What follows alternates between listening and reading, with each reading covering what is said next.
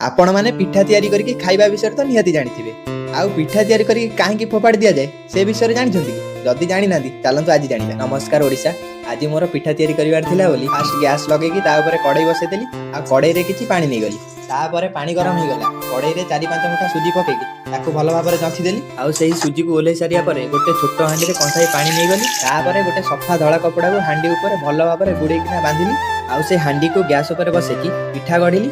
तापर गढ़ा होता पिठा को लेकिन से कपड़ा उपर रखी सारिया पर घोड़े देली। आउ किछि समय पर पिठा भी रेडी हो गला। आज बौल अमेशा थिला तो आंब गछ पाखरे पिठा भोग करा जाए सेथिपाई मु आज गामुछा पिंधिकी आंब गछ पाखरे धूप दीप सिंदूर देकी पिठा भोग कली। तापर गोटे पिठा को लेकिन आंब गछ ऊपर को फोपाड़ी देली। काहेकि ना हम ओडिया परंपरा रे अछि जे बौल अमेशा रे आंब गछ को पिठा फोपाले गोटे भलो बौल हुए। आउ बौल अमेशा रे पूजा करा जाउथिबा पिठार नाटा कोन प्लीज कमेंट रे कहबे। तो जदि वीडियो को एपर्यंत लाइक कमेंट शेयर और सब्सक्राइब किछि भी करनांदी ताले करि नेबे। रहिली पुणी देखा नेक्स्ट व्लॉग रे।